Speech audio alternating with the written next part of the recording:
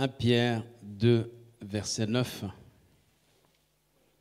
Vous, au contraire, vous êtes une race élue, un sacerdoce royal, une nation sainte, un peuple acquis, afin que vous annonciez les vertus de celui qui vous a appelé des ténèbres à son admirable lumière. Alléluia. Ce passage, quand on le lit, quand on le médite, quand on se l'approprie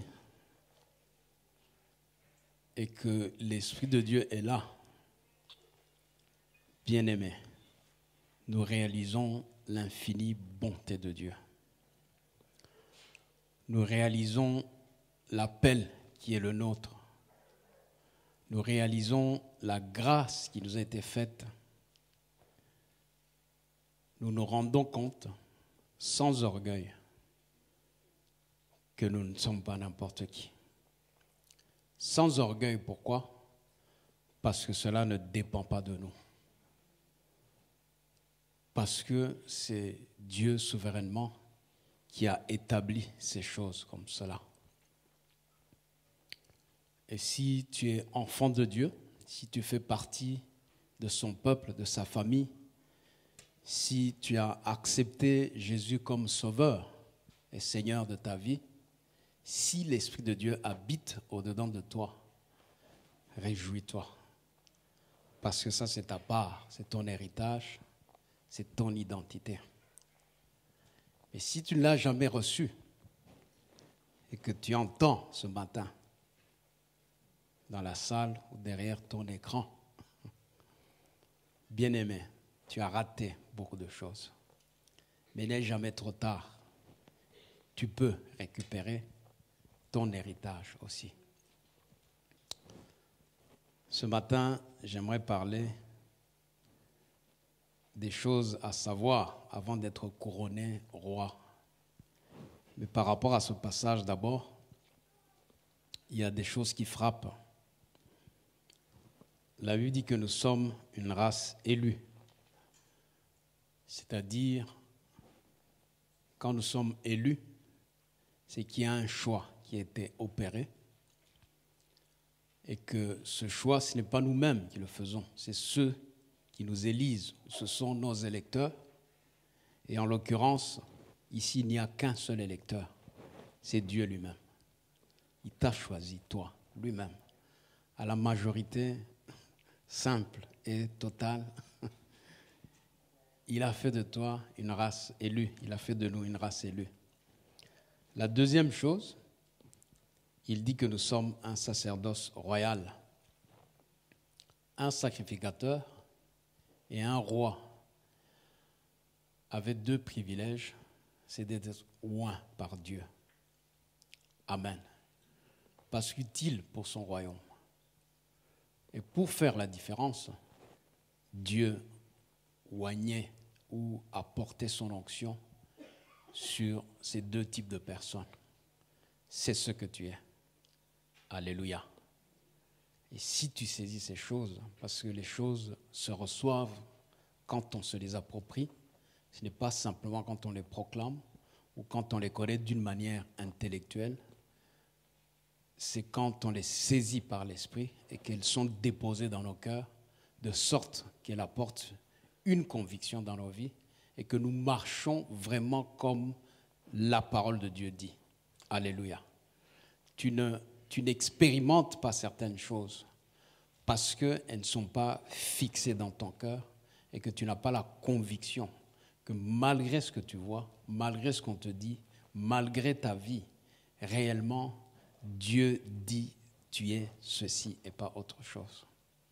Le jour où tu prends la parole de Dieu, tu la scelles dans ton cœur, tu es convaincu, on peut te dire tu es noir si les gens te voient noir, mais si Dieu dit tu es blanc alors que les gens disent que tu es noir, tu peux dire je suis blanc. Les gens vont rigoler, mais dis je suis blanc parce que Dieu l'a dit. C'est comme ça avec les choses de Dieu. C'est une folie pour les sages de ce siècle. Alléluia. Et donc, Tu es oint si tu crois que Dieu t'a oint. Alléluia. La troisième chose, c'est la nation sainte. Et qui dit saint, dit mis à part. Tu n'es pas comme les autres. Amen. Tu peux te dire, je suis de la famille X, j'ai 3 frères, j'ai 4 sœurs, nous sommes tous les mêmes. Laisse-moi te dire que si tu as le Seigneur Jésus dans ton cœur, tu n'es pas comme tes frères, tu n'es pas comme tes sœurs. Alléluia.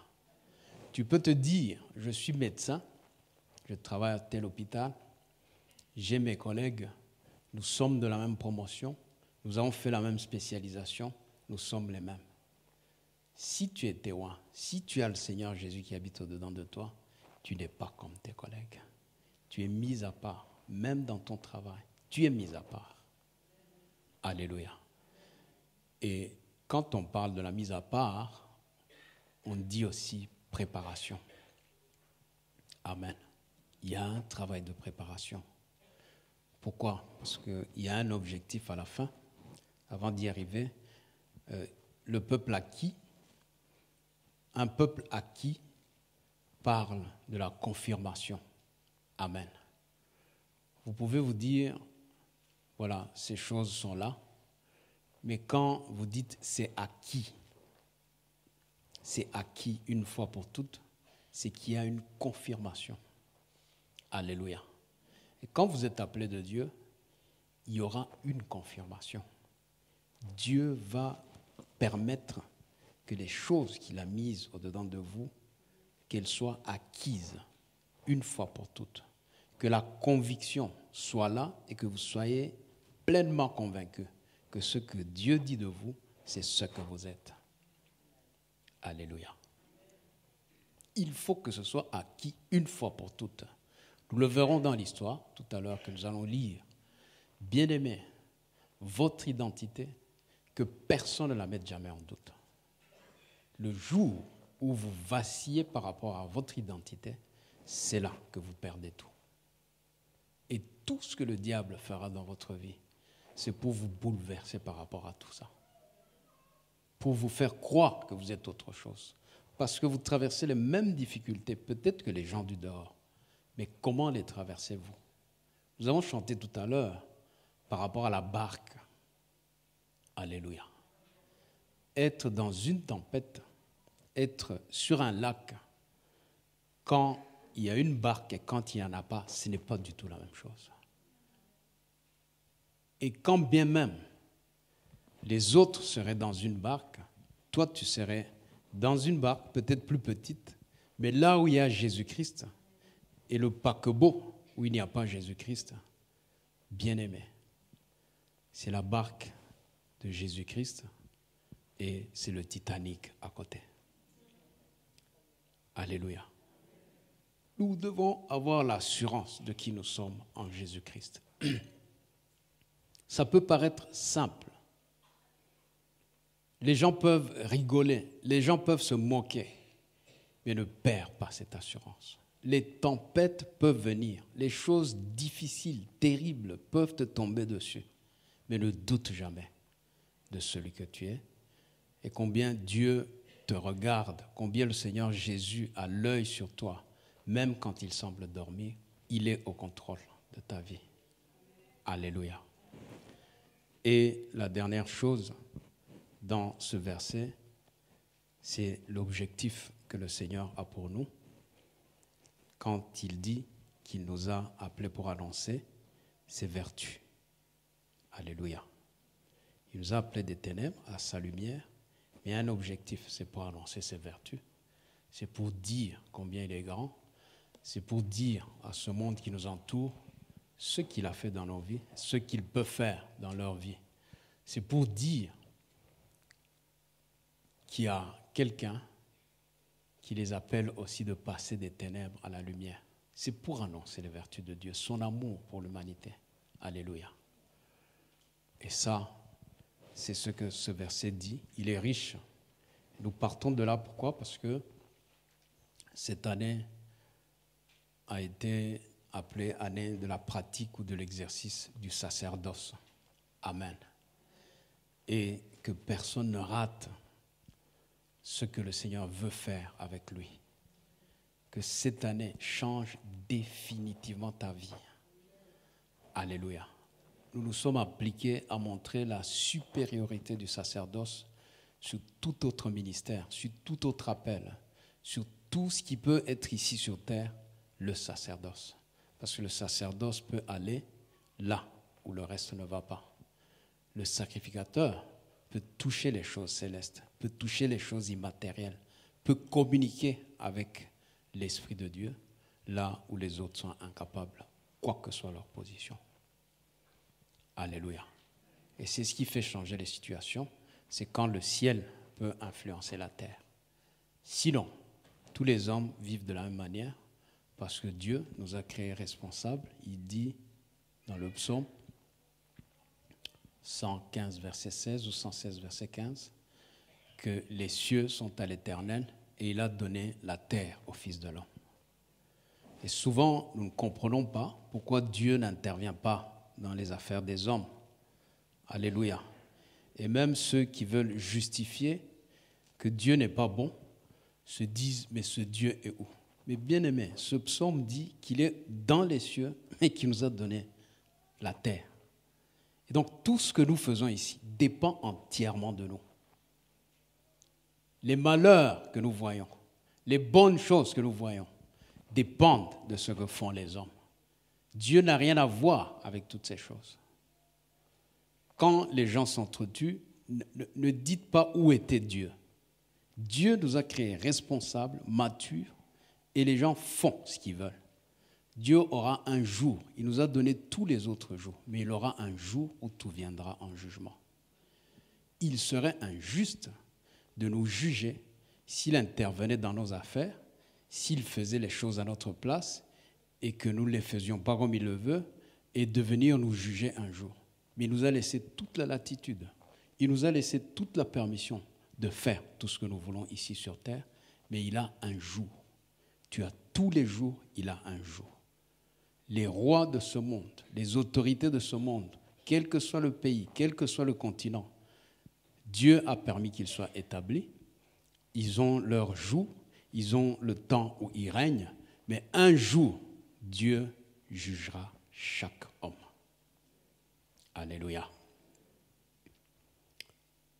Et donc, quand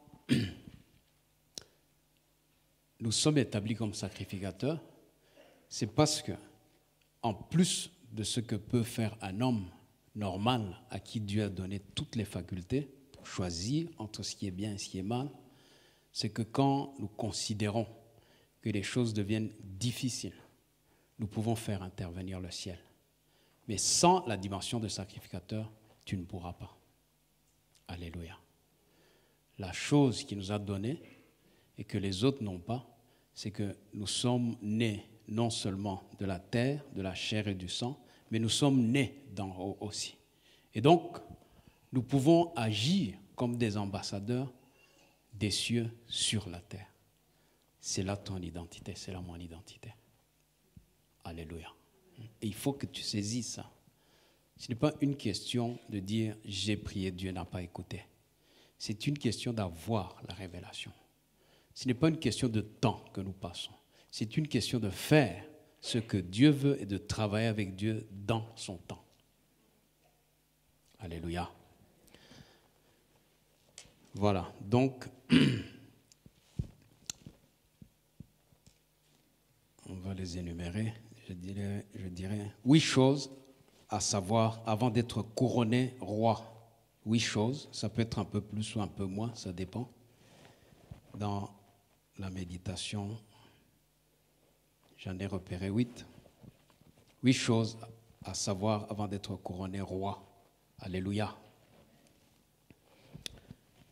Et un roi, c'est un personnage important dans le plan de Dieu. Et c'est ce que tu es parce que il s'appelle le roi des rois, le Seigneur des seigneurs. Tu es roi, mais tu as des comptes à rendre au roi des rois.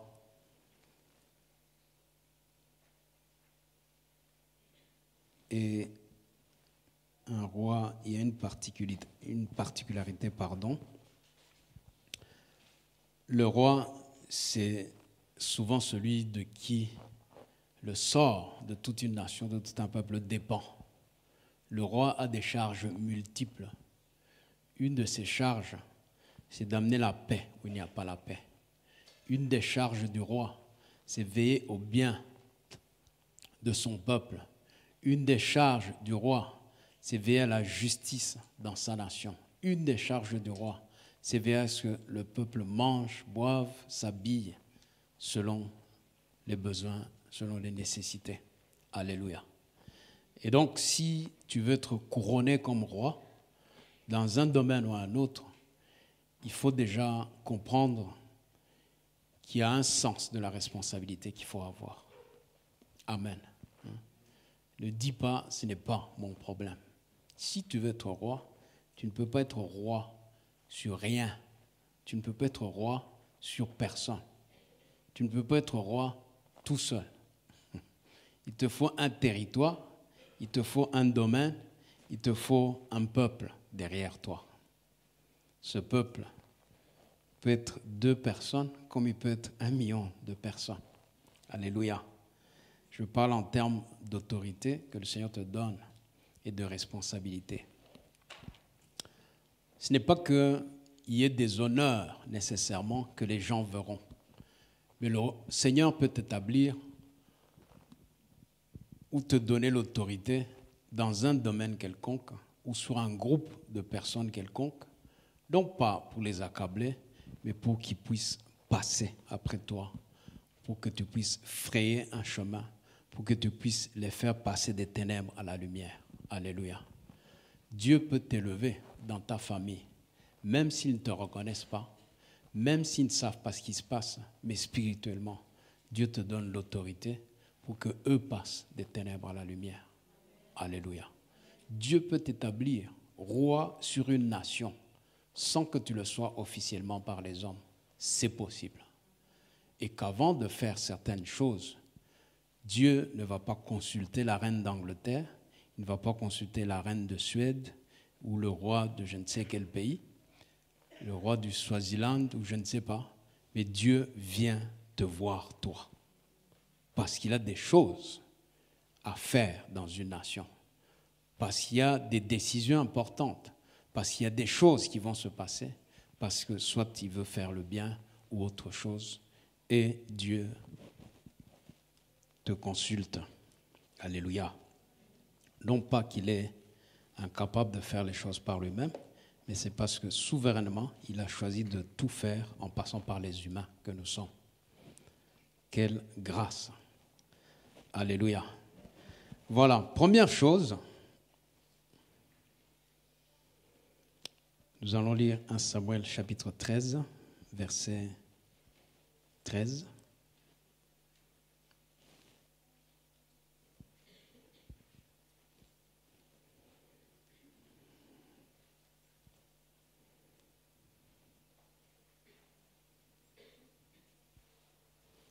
« 1 Samuel 13, verset 13.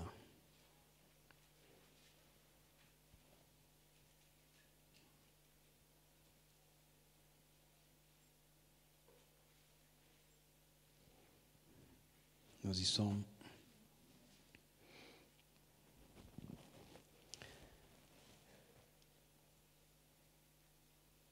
Samuel dit à Saül, « Tu as agi en insensé, tu n'as pas observé le commandement que l'Éternel, ton Dieu, t'avait donné. L'Éternel aurait affermi pour toujours ton règne sur Israël, et maintenant ton règne ne durera point. L'Éternel s'est choisi un homme selon son cœur, et l'Éternel l'a destiné à être le chef de son peuple, parce que tu n'as pas observé ce que l'Éternel t'avait commandé. » Jean 15, verset 16. Jean 15, verset 16. Ce n'est pas vous qui m'avez choisi, mais moi, je vous ai choisi et je vous ai établi afin que vous alliez, que vous portiez du fruit et que votre fruit demeure, afin que ce que vous demanderez à mon Père, en mon nom, il vous le donne. Alléluia. Première chose à savoir, c'est que Dieu choisit. Alléluia. La Bible dit que nous sommes une race élue. Pourquoi toi, tu fais partie de cette race? Pourquoi d'autres n'ont jamais fait partie de cette race? Pourquoi d'autres refusent de faire partie de cette race? Dieu t'a choisi. Alléluia. Et Jésus, appelant ses disciples, il y avait tellement de gens, peut-être mieux que Pierre, peut-être mieux que Judas même, certainement. Alléluia.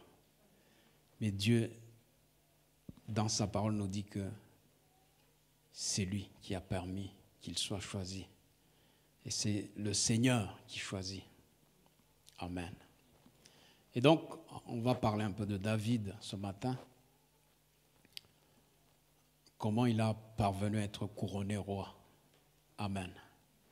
La première chose à savoir, c'est que David, quoique cadet dans sa famille, quoique peut-être le moins qualifié, le plus méprisé, mais le choix de Dieu s'est fait sur David. Amen. Et donc, bien-aimé, quand Dieu place une personne ou choisit une personne à un ministère quelconque, quand Dieu donne un talent à quelqu'un, ne jalouse jamais cette personne. Parce qu'en critiquant cette personne, en jalousant cette personne, en combattant cette personne, tu contestes le choix de Dieu. Alléluia. Ce que Dieu choisit, il l'établit lui-même. Et vouloir critiquer, vouloir combattre ce que Dieu a établi, bien-aimé, c'est diabolique. Lorsque tu sauras que Dieu a choisi une personne et que toi, peut-être tu n'as pas ce que cette personne a, ne jalouse pas cette personne. Parce que Dieu a quelque chose pour toi aussi. Dieu a mis quelque chose pour toi. Mais parce que tu regardes à ce que Dieu fait avec les autres, tu es aveuglé et tu ne vois pas ce qu'il y a au-dedans de toi. Tu ne vois pas ce pourquoi Dieu t'a choisi.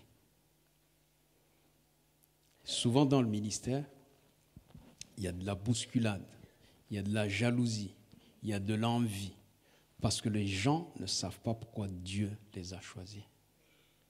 Si tu savais pourquoi Dieu t'a choisi, tu serais roi dans ton domaine. Personne ne contesterait ce que tu fais si les gens voyaient le fruit.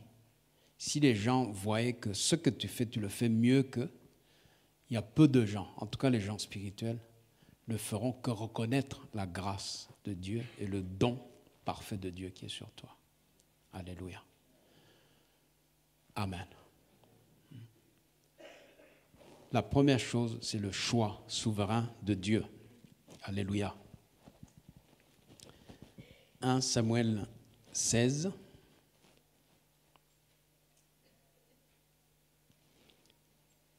Verset 12.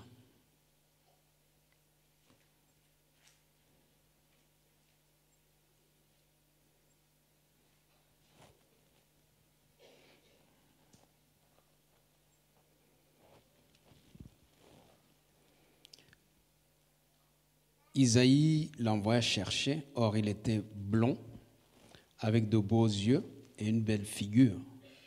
L'Éternel dit à Samuel, « Lève-toi, oins-le, car c'est lui. » Samuel prit la corne d'huile, éloigné au milieu de ses frères. L'Esprit de l'Éternel saisit David à partir de ce jour et dans la suite. Samuel se leva et s'en alla à Rama. 2 Samuel, chapitre 2, versets 1 à 4. Après cela, David consulta l'Éternel en disant, « Montrai-je dans une des villes de Juda. L'Éternel lui répondit, monte. David dit, où monterai-je? Et l'Éternel répondit, à Hébron. David y monta avec ses 2 femmes, Achinoam de Jizréel et Abigail de Carmel, femme de Nabal. David fit aussi monter les gens qui étaient auprès de lui, chacun avec sa maison, et ils habitèrent dans les villes d'Hébron. Les hommes de Juda vinrent, et là, ils joignirent David pour roi sur la maison de Juda. On informa David que c'était des gens de Jabès en Galade qui avaient enterré Saül. 2 Samuel 5.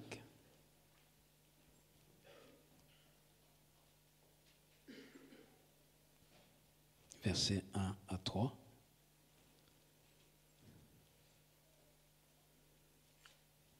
Ou de nouveau versets 1 à 4. Toutes les tribus d'Israël vinrent auprès de David à Hébron et dirent, voici, nous sommes tes os et ta chair. Autrefois déjà, lorsque Saül était notre roi, c'était toi qui conduisais, qui ramenais Israël. L'Éternel t'a dit, tu paîtras mon peuple d'Israël et tu seras le chef d'Israël. Ainsi, tous les anciens d'Israël vinrent auprès du roi à Hébron, et le roi David fit alliance avec eux à Hébron devant l'Éternel. Ils joignirent David pour roi sur Israël. David était âgé de 30 ans lorsqu'il devint roi et il régna 40 ans. Alléluia. Ces 3 passages nous montrent la façon dont David a été oint. Amen. Et donc la chose à savoir, la deuxième, avant d'être couronné roi, c'est que Dieu oint une personne. Il t'a choisi. S'il t'a choisi, il ne va pas te laisser te débrouiller. Alléluia. Dieu va te oindre pour ce à quoi il t'appelle. Et notez qu'il y a 3 fois l'onction. La plus importante, c'est la première. Parce que c'est celle que Dieu a demandée. Amen. Bien-aimé, si Dieu ne te oint pas, des hommes peuvent te oindre, des femmes peuvent te oindre, des enfants peuvent te oindre, des serviteurs de Dieu peuvent te oindre. Si Dieu ne t'a pas oint, cette onction-là n'est pas l'onction de Dieu. Il faut que Dieu ait parlé. Il faut que Dieu ait dit, mettez-moi cet homme, mettez-moi cette femme à part. Alléluia. Et la première fois, il est oint à Bethléem. Samuel vint le oindre parmi tous les enfants d'Isaïe, le dernier, le 8e. C'est lui qui prend la corne et il met de l'huile et David est oint et l'Esprit de Dieu se saisit de David. À partir de ce moment, David devient une autre personne.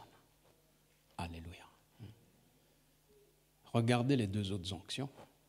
On ne dit pas que David est devenu une autre personne. On ne dit pas que David a été saisi par l'Esprit de Dieu. Qu'est-ce que je veux dire? Est-ce que je veux dire que ces onctions n'étaient pas nécessaires? Si. Amen. Mais ce sont des onctions qui viennent juste confirmer ce que Dieu a mis au-dedans de vous. L'onction des hommes, l'ordination parfois que nous faisons dans nos assemblées, n'est que la confirmation de ce que Dieu a déjà fait. Amen. Sans parler de moi, une fois quelqu'un me demande, c'était juste après l'ordination,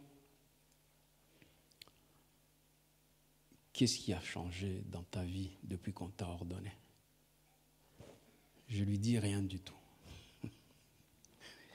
Il dit pardon. Je dis non, rien n'a changé. Je suis toujours le même. Et il me dit pourquoi? Je lui dis parce que l'ordination, c'était une confirmation de l'appel de Dieu. C'était juste aux yeux du public. Il fallait montrer ce que Dieu avait décidé. Il fallait que ce soit fait par un homme ou un à qui Dieu avait déjà parlé lui-même. Autrement dit, le jour où Dieu avait fait le choix, l'onction avait déjà été donnée. L'onction était faite en son temps. Et donc, depuis que je suis ordonné, je fais exactement ce que je faisais avant d'être ordonné. C'est que l'appel de Dieu était là et je faisais les mêmes choses sans savoir tout au début qu'au fait, ce que je faisais, c'était ça mon appel. Je n'ai pas fait autre chose depuis. Si, parce que nous allons en essayant chaque fois d'aller d'une gloire à une autre, si je peux parler comme cela. Mais en soi, ce que Dieu a mis au-dedans de toi, ce sont des choses que les hommes ne peuvent pas contester. Et s'ils sont spirituels, ils le voient, ils le reconnaissent. Et donc David est roi, d'abord à Bethléem, chez lui. David est roi par l'homme de Dieu qui sait pertinemment qu'il y ait des témoins ou pas. Mais Dieu met toujours une personne au-dessus de nous, pertinemment, qui saura, quand on te combattra, que tu es le roi de Dieu. Quand on dira du mal de toi, que tu es roi de Dieu. Quand on te placera quelque part, les gens peuvent critiquer, mais il y aura toujours quelqu'un. Et souvent, c'est le Père spirituel qui sait ce que toi tu es. Les gens peuvent ne pas le savoir. On peut dire, non, ce garçon-là, il est apôtre. Cette fille-là, elle est prophétesse. Les gens ne te voient jamais prophétiser. Les gens ne te voient jamais aller en mission. Mais Dieu le sait. Et la personne que Dieu a établie comme autorité sur toi, souvent, elle sait. Alléluia. La deuxième chose, c'est que les gens de Juda, c'est-à-dire un petit groupe, une seule tribu, a reconnu et a été oindre David. Amen. Qui leur a dit de faire cela? Peut-être poussés par l'esprit, ce n'était pas une mauvaise chose, mais ils n'ont fait que confirmer. Au fur et à mesure que David avançait dans la vie de tous les jours, au fur et à mesure que David était sur le champ de bataille pour défendre le peuple, les gens de Juda voyaient que ce petit garçon qu'ils ont vu grandir, ce petit blond-là, avec de beaux yeux, ce petit enfant avec des cheveux bouclés qui était devenu un jeune homme maintenant, au fait, il avait une stature royale. Amen. Mais pas tout à fait, parce que tout Israël ne le reconnaissait pas encore. Il y avait Saül qui était roi sur Israël. Bien sûr, Juda commençait à se détacher. Mais à la fin, ils se sont rendus compte, eux tous, toutes les tribus d'Israël, que même quand on allait en guerre, au fait, la faveur de Dieu était sur David. Que même s'il fallait donner un certain mérite à Saül, le roi, mais en fait, tout était fait à cause de l'onction de David, parce que Dieu s'était déjà retiré de Saül. Alléluia. Et donc, même les gens qui te combattent, le jour où Dieu va les toucher, ils vont reconnaître que quoi que tu sois, tu n'es pas de leur tribu, tu n'es pas de leur race, tu n'as rien à voir avec eux parfois.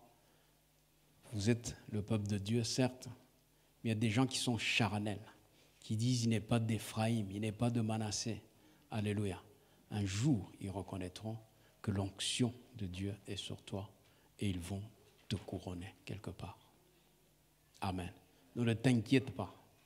Ne dis pas non, ce ne sont pas peut-être des gens avec qui je suis habitué, ce ne sont pas les gens de ma tribu, de ma race. Peu importe. Un jour, Dieu t'établit dans le domaine où il t'a appelé. Alléluia. 1er Samuel, nous retournons dans 1 Samuel, au chapitre 17.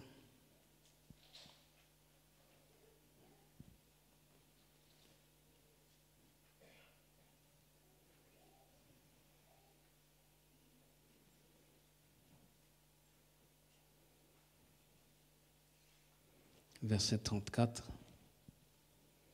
à 36.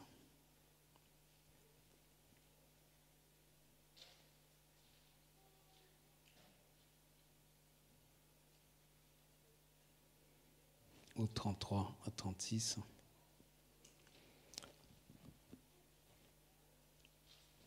Vous connaissez 1 Samuel 17, c'est le combat de David contre Goliath. Saül dit à David au verset 33, « Tu ne peux pas aller te battre avec ce Philistin, car tu es un enfant, et il est un homme de guerre dès sa jeunesse. » David dit à Saül, « Ton serviteur faisait paître les brebis de son père, et quand un lion ou un ours venait en enlever une du troupeau, je courais après lui, je le frappais, j'arrachais la brebis de sa gueule. S'il se dressait contre moi, je le saisissais par la gorge, je le frappais et je le tuais. C'est ainsi que ton serviteur a terrassé le lion et l'ours, et il en sera du Philistin de cet incirconcis comme de l'un d'eux, car il a insulté l'armée du Dieu vivant. Alléluia. La troisième chose, ce sont les épreuves que Dieu permet dans le secret, quand tu es seul. J'en parle parce qu'on va parler aussi des épreuves publiques. Il y a des choses que tu vis seul. Il y a des épreuves que tu traverses seul. Il y a des combats que tu as seul dans la vie. Il y a des luttes que tu auras et où il n'y aura personne pour te secourir. Amen. Dieu permet cela.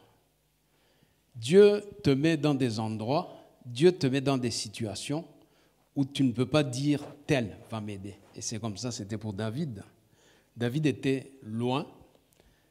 Le temps qu'il voit l'ours, le temps qu'il voit le lion, appeler le 111 ou le numéro 100 d'urgence, c'était impossible à l'époque. David avait une responsabilité, quoique petite. Alléluia. C'est celle-là, c'est celle du troupeau que son père lui avait donné. Ça pouvait sembler petit, mais l'épreuve de ta foi viendra souvent dans les petites choses que Dieu t'a confiées. Alléluia. Tu veux devenir roi. Tu es incapable de gérer un petit troupeau. Tu veux devenir roi.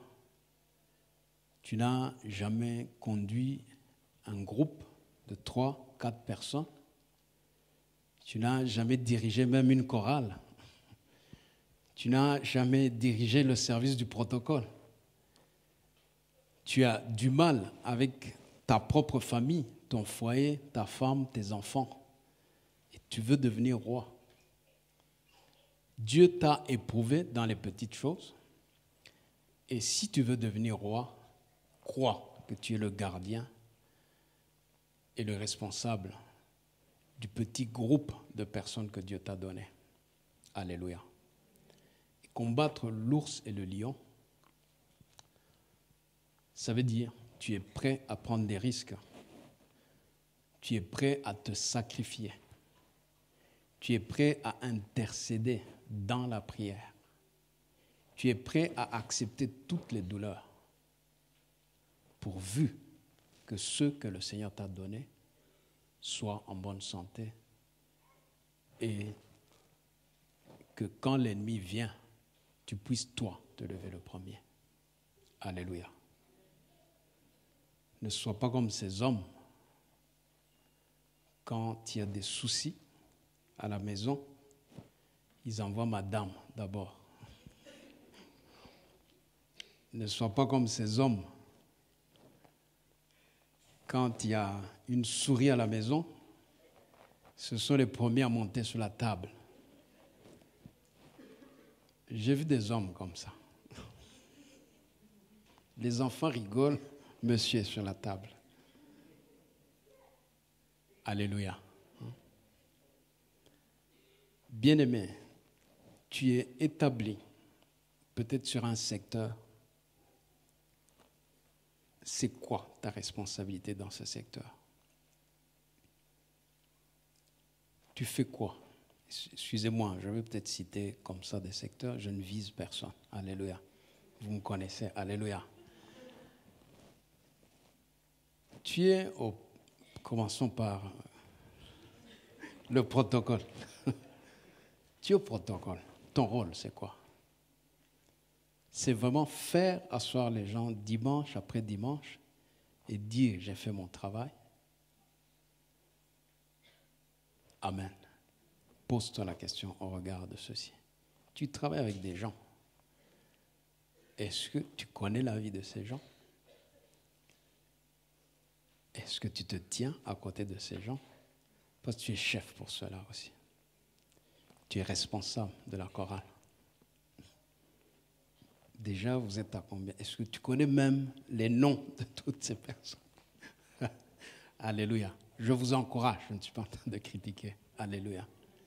Tu es responsable des finances. Amen. Est-ce que tu as le sens de la responsabilité par rapport aux finances? Tu travailles avec un groupe de gens. Dieu t'a donné de gérer les finances de l'Église. Comment tu fais? Tu es responsable à l'intercession. Est-ce que tu peux sacrifier ta nuit pour quelqu'un d'autre que le pasteur Jean-Paul?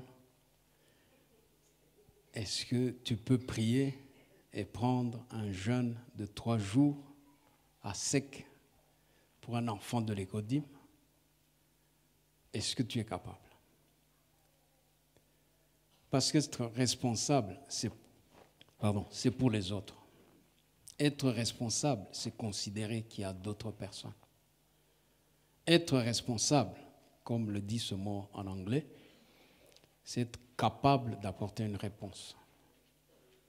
Alléluia. Et chaque fois que nous le faisons, le Seigneur nous élève d'un niveau à un autre. Amen. 1 Samuel 17, versets 17 à 20.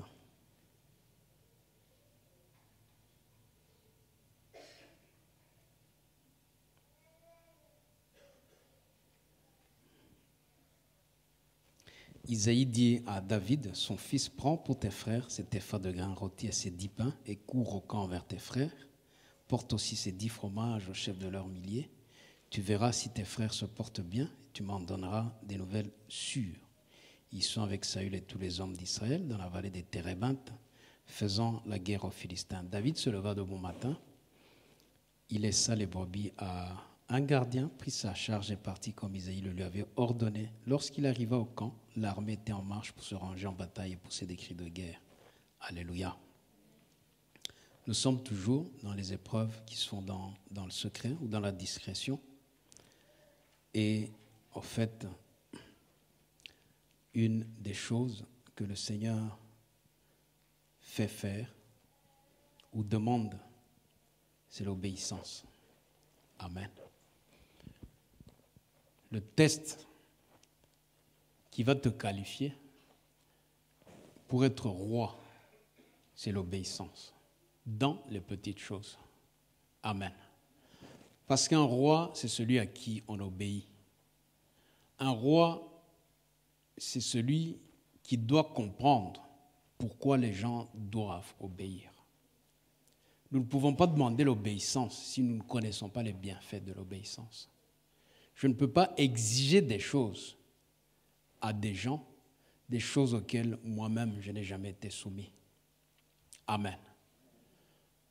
C'est pourquoi Dieu ou Jésus-Christ lui-même, quoique Dieu, s'est soumis à sa parole. Il peut nous demander d'y obéir parce qu'il s'y est soumis. Alléluia. Et bien aimés, si nous sommes incapables, déjà nous les jeunes, d'obéir à nos parents, oublie tout le reste. Oublie tout le reste. Tu es incapable d'obéir à quelqu'un que Dieu a placé au-dessus de toi dans un secteur ici à l'église. Oublie tout le reste. Tu vas rester à ce niveau. Alléluia. Et donc, David avait une charge, David faisait des choses, David avait obéi à son père et il paissait les troupeaux de son père, mais son père lui dit, arrête ce que tu es en train de faire. Arrête tout ce que tu fais. Va voir tes frères. Alléluia. Et la Bible dit que David s'est levé de bon matin. Ça pouvait sembler banal. On lui dit, prends fromage, prends du pain, va amener. Bon, bien. Alléluia. Il pouvait se dire, mais en fait, papa, quand même, tu crois vraiment qu'une armée comme celle d'Israël n'est pas organisée? Tu crois que la logistique ne fonctionne pas? Tu crois que Saül a amené toute l'armée d'Israël et qu'il n'y a pas à manger là-bas? J'ai bien à faire. Mais il a obéi. Alléluia. Amen. Il a obéi et il y va. Amen. Mais la Bible dit aussi qu'en fait, quand il est parti, il n'a pas laissé ce qu'il faisait parce qu'il connaissait la valeur de son travail, le petit travail qu'il faisait. Il a laissé un gardien au troupeau. Alléluia. Ça s'appelle quoi? Ça s'appelle la remise et reprise dans le langage moderne. Tu es absent un dimanche. Je vais cette fois-ci à l'accueil, par exemple. Tu sais que tu n'es pas là le dimanche. Est-ce que tu as préparé quelqu'un pour te remplacer? Parce qu'il y a des personnes qui viendront derrière. Alléluia. Je sais que les gens de l'accueil sont très bien organisés. Chaque fois qu'il y en a un ou une qui s'absente, tout est organisé à l'avance. Pourquoi? Parce qu'on considère, ça peut sembler un petit travail, mais aux yeux de Dieu, c'est un grand travail. On ne peut pas dire simplement, non, je ne suis pas là, bon, les gens viendront ou ne viendront pas. Ce n'est pas grave si ce dimanche, il n'y a personne pour les accueillir. C'est grave, bien-aimés. S'il n'y a personne pour les accueillir et que c'est un travail que Dieu nous a donné, nous devons le faire. Que nous soyons là ou pas là. Nous devons nous organiser en sorte qu'il y ait quelqu'un pour accueillir.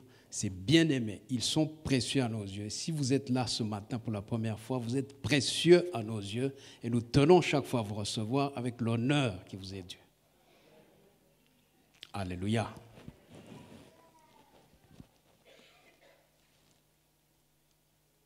Épreuve dans le secret, on va s'arrêter là. Ensuite, 1 Samuel 17, verset 24.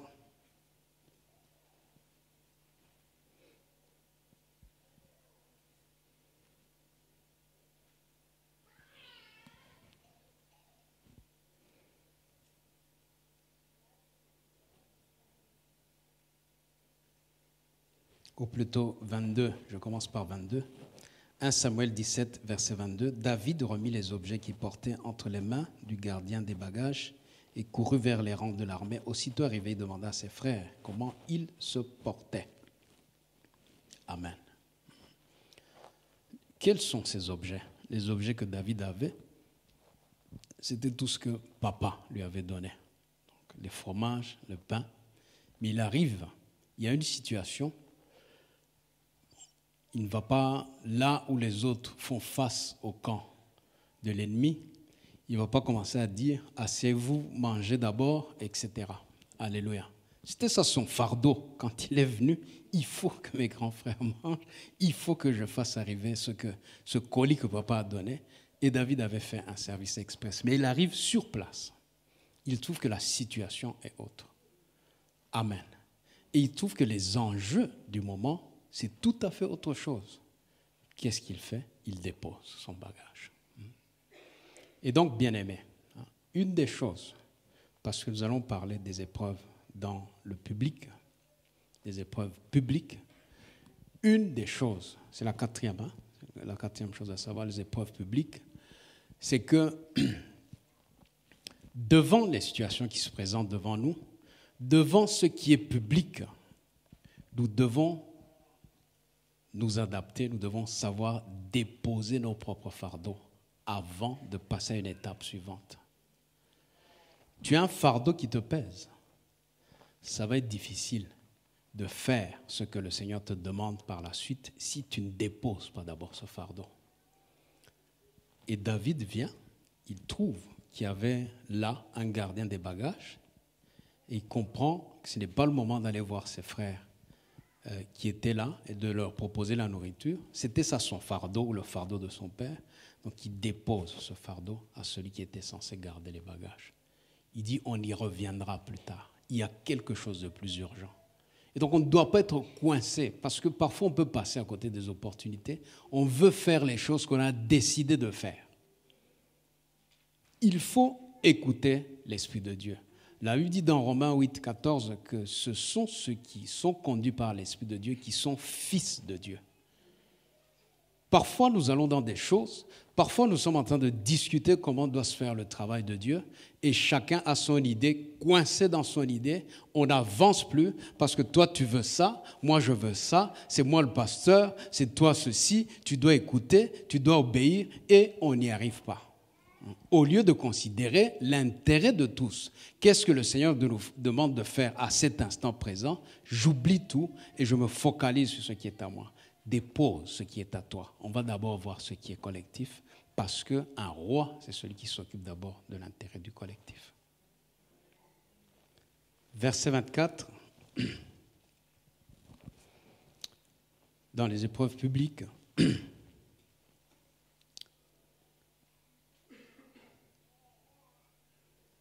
à la vue de cet homme, tous ceux d'Israël s'enfuirent devant lui et furent saisis d'une grande crainte. On parle de qui? De Goliath.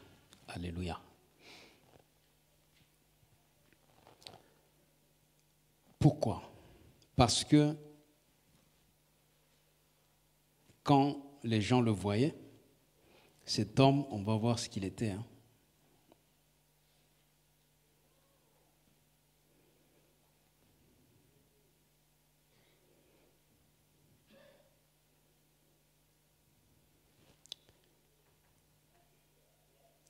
À partir du verset 4.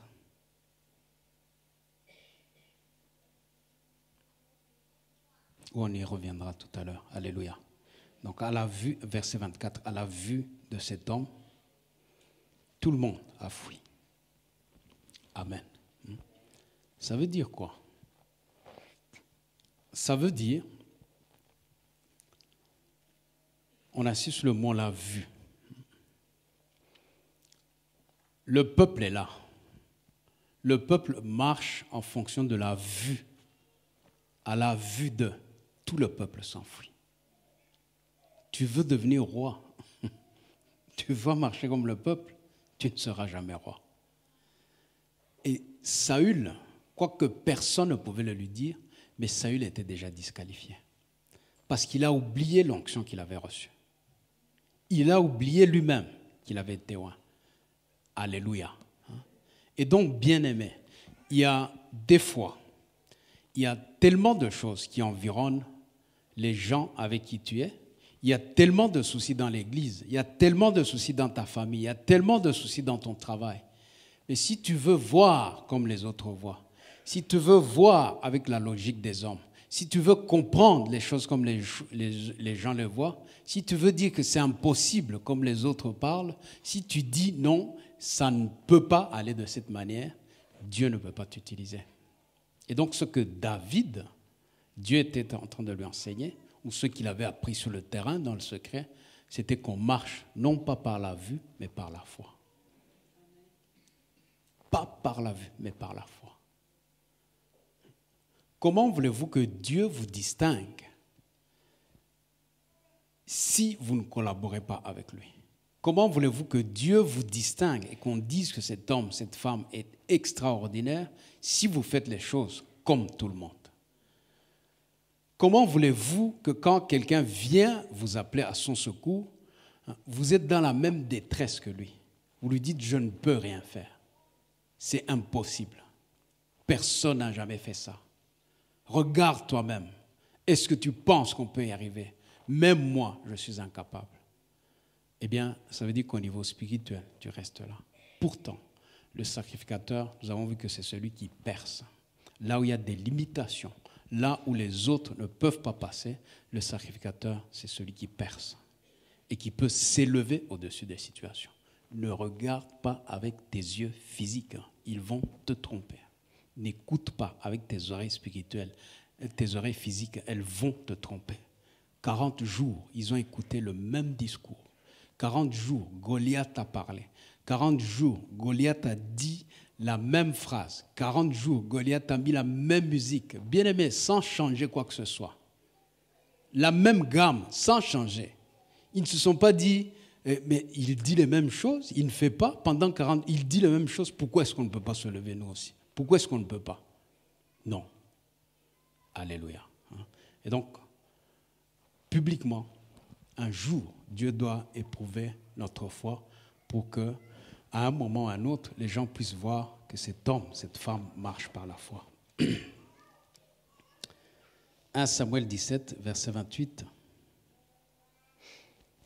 Eliab, son frère aîné, qui l'avait entendu parler à ses hommes, fut enflammé de colère contre David et il dit, « Pourquoi es-tu descendu ? Et à qui as-tu laissé ce peu de brebis dans le désert ? Je connais ton orgueil et la malice de ton cœur. C'est pour voir la bataille que tu es descendu. » Alléluia. Autre chose, c'est de ne pas se laisser décourager. Amen. Tu peux dire, cet homme a plus d'expérience que moi. Ce frère, c'est un aîné dans la foi, dans la famille de Dieu. Cet homme, même quand nous étions petits, c'est lui qui m'enseignait. Ce grand frère, il m'a même corrigé sérieusement. Mais dans les choses de Dieu, bien-aimé, Paul dit à Timothée que personne ne méprise ta jeunesse.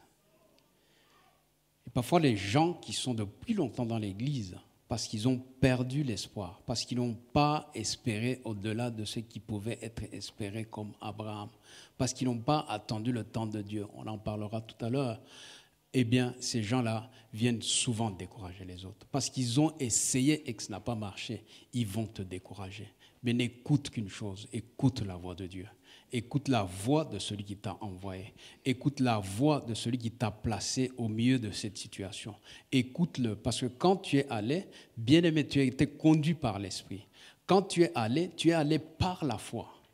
Et peu importe ce qui se présente ce jour-là devant toi, tu es allé par la foi. Tu sais que ton Dieu est avec toi. Quoi que disent les gens, quoi que pensent les gens, ne te décourage pas. Parce que l'ennemi ne viendra pas tout de suite se présenter devant toi. Il utilisera les hommes charnels, il utilisera les femmes charnelles pour te décourager. Alléluia. Des gens qui avaient déjà tout mis sur le côté. Et le marché était celui-ci. Envoyez un homme et moi je me battrai contre lui. Et celui qui vaincra emmènera tout le peuple, l'autre peuple, en esclavage, en exil. C'est d'ailleurs ce que veut dire le nom de Goliath. Goliath veut dire exil. Et donc ils allaient les amener, ils allaient devenir leurs esclaves.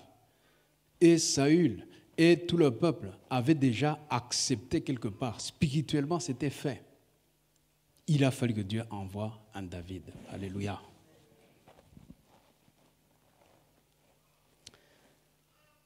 « 1 Samuel 17, 38, 39.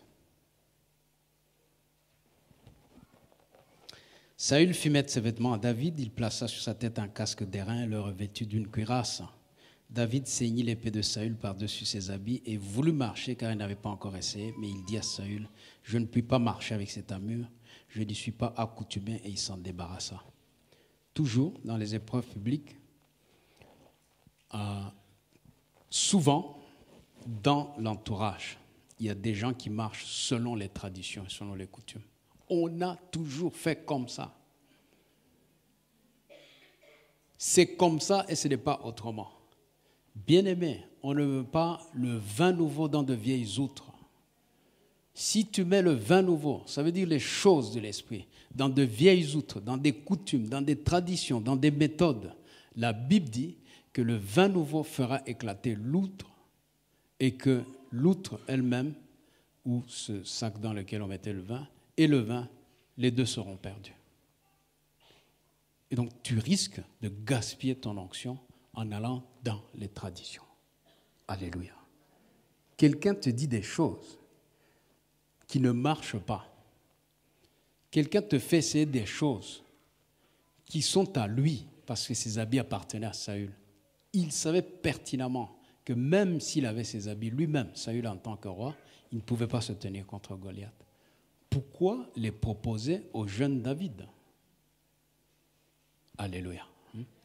Avec les choses de Dieu, on n'essaye pas. Ou Dieu a dit, ou il n'a pas dit. Alléluia. Donc on ne fait pas les choses comme les autres les font. On ne fait pas les choses parce que les gens, soi-disant, ont de l'expérience, ils ont toujours fait comme ça. Bon, eh bien, s'ils l'ont fait comme ça, ça aurait dû marcher. Ça ne marche pas. Eh bien, cherchons autre chose. Ça peut être simple, ça peut être négligeable, ça peut être méprisable, ça peut être les petites pierres dans le torrent, ça peut être la petite fronde que j'ai. Et souvent, Dieu, quand il veut te distinguer, Dieu a déjà mis au-dedans de toi certaines choses. Elles peuvent ne pas peut-être avoir été révélées à l'avance, mais ce que Dieu veut utiliser, tu l'as déjà.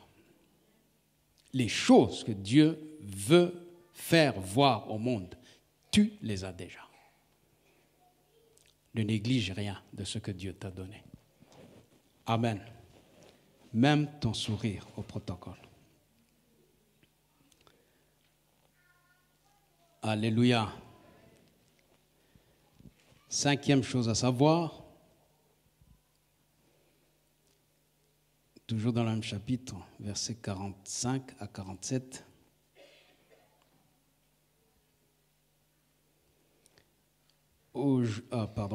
David dit aux Philistins, tu marches contre moi avec l'épée, la lance et le javelot, et moi je marche contre toi au nom de l'Éternel des armées, du Dieu de l'armée d'Israël que tu as insulté. Aujourd'hui l'Éternel te livrera entre mes mains, je t'abattrai, je te couperai la tête. Aujourd'hui je donnerai les cadavres du champ des Philistins aux oiseaux du ciel et aux animaux de la terre, et toute la terre saura qu'Israël a un Dieu.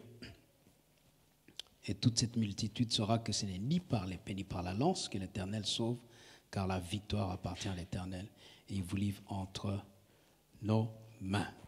Alléluia. 5e chose, c'est l'assurance de son identité. Alléluia. Qui es-tu? Es-tu la même personne qui a confessé Jésus comme Sauveur et Seigneur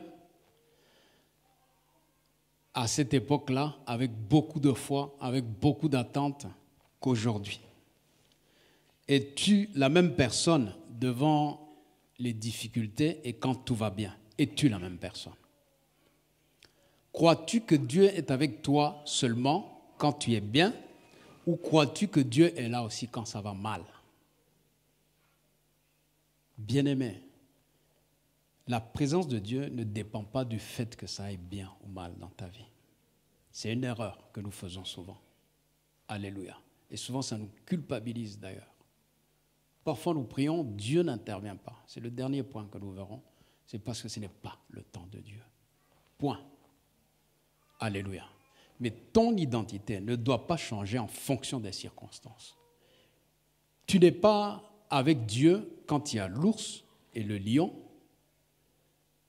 et Dieu s'est retiré quand il y a un géant devant toi, quand il y a un Goliath.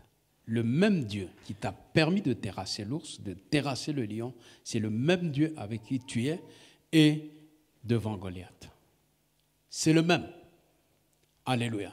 Et nous avons le privilège aujourd'hui, c'est que, bien-aimé, Israël devait transporter l'arche sur ses épaules. Israël devait s'assurer que l'arche était portée par les sacrificateurs. Et donc, quand ils ne voyaient pas l'arche avec eux, Israël ne pouvait pas faire quoi que ce soit. Mais aujourd'hui, l'arche est dans ton cœur. Aujourd'hui, la présence de Dieu, tu la transportes.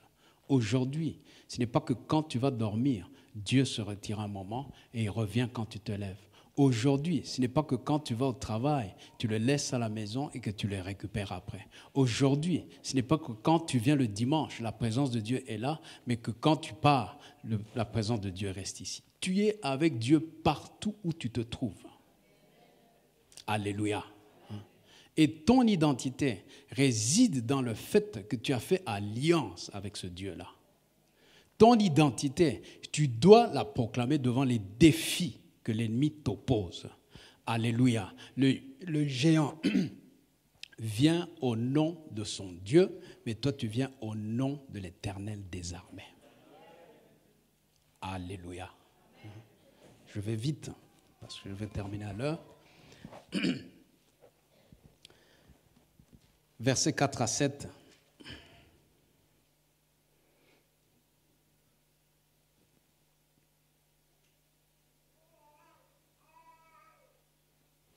Un homme sortit alors du camp des Philistins et s'avança entre les deux armées. Il se nommait Goliath, il était de Gath. Écoutez, il avait une taille de 6 coudées. Une coudée, c'est à partir du coude ici jusque là. Ça fait 50 centimètres. Fois 6 mesuré, ça fait 3 mètres. Et un empan. Sur sa tête était un casque d'airain et il portait une cuirasse à écailles du poids de 5000 cycles d'airain. Il avait aux jambes une armure d'airain et un javelot d'airain entre les épaules.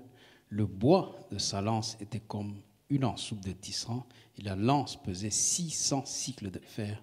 Celui qui portait son bouclier marchait devant lui. Alléluia. Voilà, la 6e chose, c'est le combat contre les géants. Amen. Ce qui a terrorisé Israël, c'est qu'ils n'avaient jamais vu un homme comme ça, de toute leur vie. Un homme de 3 mètres. Amen. Vous savez la porte qui est là? Elle mesure à peu près 2 mètres. Si le frère Capé, qui est à peu près ma taille, faisait comme ça, mets-toi un peu debout, mets la main, là ça fait 2,40 m. Donc imaginez 3 mètres, c'est là où il y a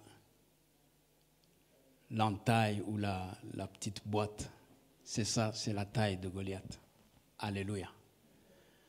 Pour certains d'entre nous, ça fait une personne sur l'autre.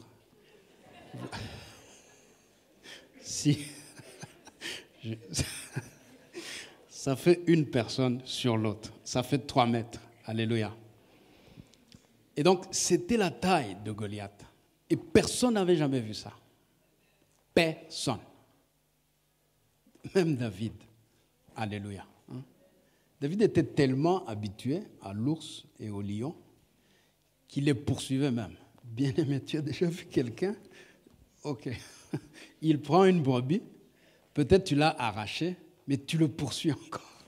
Qu'est-ce que tu cherches? Alléluia. Donc il était tellement habitué, parce qu'il savait que c'était possible. Mais là, il voit quelque chose qu'il n'a jamais vu. L'ours ne parle pas, le lion ne parle pas, le lion ne va pas te maudire, mais le lion n'a jamais terrorisé même tout Israël, l'ours non plus, personne. Alléluia. Le lion, quand il venait, ou l'ours, ne venait pas s'attaquer à David. Mais le géant, quand il vient, c'est face à face. Alléluia. Des choses que tu n'as jamais vues. Tu veux être roi. Il y a des choses que tu n'as jamais vues qui t'attendent. Alléluia. Peut-être que tu les vis déjà. Mais laisse-moi te dire, tu es une nation sainte, tu es un sacerdoce royal, tu es un peuple acquis, tu as été appelé d'annoncer les vertus de Christ, des ténèbres à la lumière. Là où il y a les ténèbres, là où les ténèbres régnaient, tu peux appeler la lumière de Dieu. Là où il y a un géant, tu peux venir au nom de l'Éternel des armées. Là où il y a un géant, tu vois ton Dieu. Là où il y a quelqu'un qui est grand, tu vois la grandeur de Dieu, tu ne vois pas la grandeur du problème. Là où il y a un Goliath devant toi, c'est parce que Dieu veut t'élever au niveau de l'assemblée, au niveau du peuple, au niveau de ceux qui t'entourent. Là où il y a un géant, c'est parce que Dieu veut te faire des choses que personne n'avait jamais faites avant. C'est comme ça qu'on devient roi. Alléluia. La maladie, les problèmes de couple que tu n'as jamais connus, tu n'avais jamais même pensé. Il a dit, Seigneur, jusqu'à la mort, rien ne va nous séparer. Bien-aimé, même pas 2 mois. Alléluia. Tu n'aurais jamais pensé que c'était comme ça. C'est un géant. Ce n'est plus qu'il va venir attaquer quelqu'un à côté, tes enfants, la maladie. Non, c'est toi qui es attaqué. Des femmes qui t'appellent pour t'insulter. Tu ne connais pas la voix. C'est des géants devant toi, des géantes comme ça devant toi. Tu es qui, toi? Non, je suis avec lui. Qu'est-ce que tu penses? C'est des géants devant toi. Alléluia. Tu n'as jamais connu ça, mais prends courage. Alléluia. C'est possible de terrasser. C'est possible. 1 Samuel 24, 7.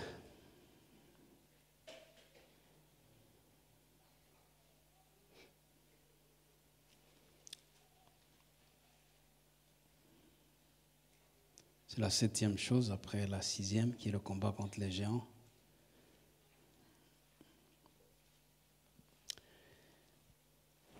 Et David dit à ces gens que l'Éternel me garde de commettre contre mon Seigneur, loin de l'Éternel, une action telle que de porter ma main sur lui, car il est loin de l'Éternel.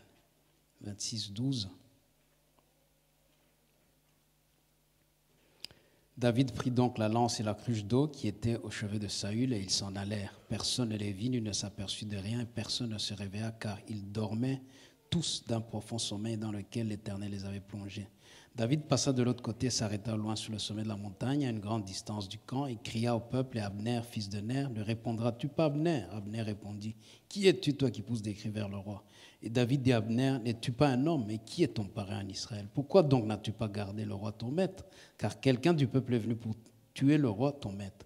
Ce que tu as fait là n'est pas bien. L'Éternel est vivant, vous méritez la mort pour n'avoir pas surveillé sur votre maître, sur loin de l'Éternel. Regarde maintenant sur la lance du roi et la cruche d'eau qui était à son chevet.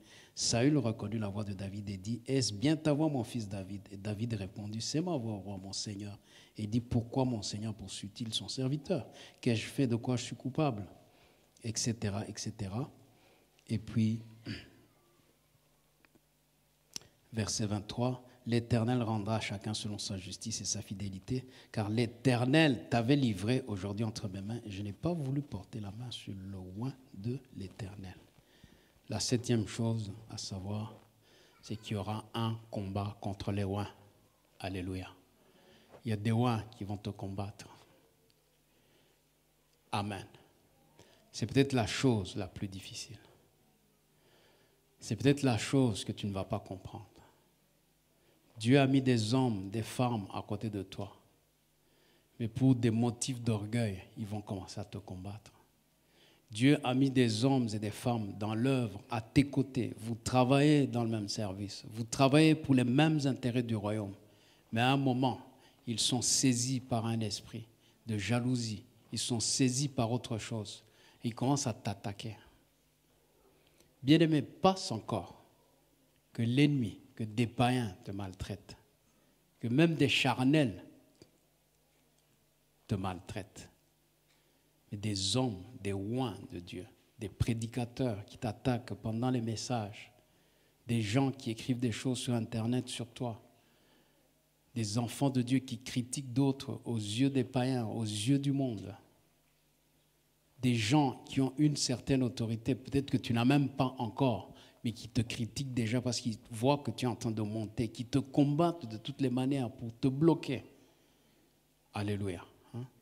Ces oints-là, si tu veux être roi un jour, ne réponds pas à leurs attaques. Ces oints-là, ne les critique pas à ton tour. Ces oints-là, ne leur fais aucun mal. Ces oints-là, ne parle pas contre eux. Ces oints-là, laisse Dieu s'en occuper.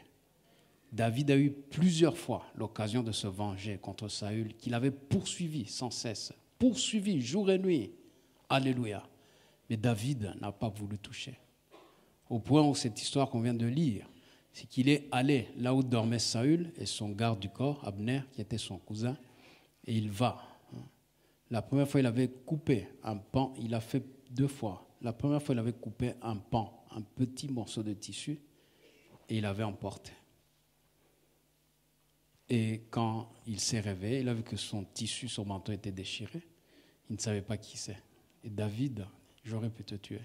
La 2e fois ici, il prend la cruche, il prend la lance, malgré qu'il y a des gardes du corps. Amen.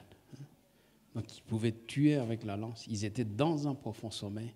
Et il dit non, je ne peux pas toucher le oint de l'Éternel. Parce qu'il sait comment c'est difficile d'être roi. Il sait quelles sont les attaques qui peuvent être sur un roi. Ce que tu fais aujourd'hui contre un roi de l'Éternel, demain peut t'arriver. Combien d'églises je n'ai pas vu diviser parce que, bien aimés, ils avaient eux-mêmes semé la division. Des pasteurs qui sèment la division parmi le peuple pour leurs propres intérêts. Ils commencent quelque chose, croyant que ça va aller. 1 année plus tard, 2 années plus tard, la même division, la même peine, les mêmes mots les frappent à leur tour. Regardez autour de vous, vous allez voir que c'est comme ça. Alléluia. Ne combat pas les rois de Dieu, même s'ils te combattent. S'il arrivait un jour que je t'attaque, humilie-toi, laisse-moi faire. Et Dieu s'occupera de moi. Alléluia. Amen. Vous savez, parfois des choses, si vous lisez, que vous méditez, vous avez le temps, parce qu'il y a des choses qu'on lit rapidement. Mais en réalité, c'est le Seigneur lui-même qui s'occupe de ses oins. Alléluia. Mais vous êtes oint aussi. C'est pour ça que vous devez savoir que ce que vous faites dans l'onction, c'est une semence. Cette semence produit toujours du fruit. Un homme moissonne toujours ce qu'il a semé. 2 Samuel, chapitre 5, 17, pour terminer. Les Philistins apprirent qu'on avait oint David pour roi sur Israël et ils montèrent tous à sa recherche, etc. Alléluia. Donc on avait dit tout à l'heure que David a été oint 3 fois. Amen. Mais avant qu'il n'arrive à être roi d'Israël, comme Saül l'avait été, il a fallu des années et des années. Des années et des années. Certains disent qu'il a été oint à 17 ans, la première fois par Samuel, mais il est devenu roi, on l'a lu tout à l'heure, à 30 ans. Amen. 13 ans de souffrance. 13 ans où tu as entendu la voix de Dieu. 13 ans où tu étais combattu, tu te disais, mais est-ce que ça vaut la peine? Pourquoi je suis là? Chaque fois que je vais à la chorale, ça ne va pas. Chaque fois que je vais à l'intercession, on me dit que ce n'est pas pour moi. Chaque fois que j'essaie de faire quelque chose à l'église, on me dit non, pas encore. Fais les affermissements d'abord. Bien-aimé, fais-les. Alléluia. Il y a des gens, ils ne veulent pas que d'autres servent, etc., etc. Attends le temps de Dieu. C'est Dieu qui justifie. Amen. Parfois, vous croyez que c'est facile, tous les gens qui ont été oints, qui sont responsables, etc. Ce n'est pas aussi facile. Amen. Mais un temps de Dieu. Et je rappelle que là où Dieu veut nous voir régner, ce n'est pas seulement sur un secteur, ce n'est pas seulement avec... Alléluia. Mais c'est partout. Partout. Le royaume de Dieu, c'est une notion que nous oublions parfois. Et nous la réduisons à l'Église. L'Église, c'est l'agent de Dieu pour le royaume. C'est la main de Dieu pour le royaume. Mais ce qui nous a été donné, c'est toute la terre. Toute la terre. Et dans chaque domaine, tu peux régner. Amen. Mais il y a des choses à savoir. Que le Seigneur nous bénisse.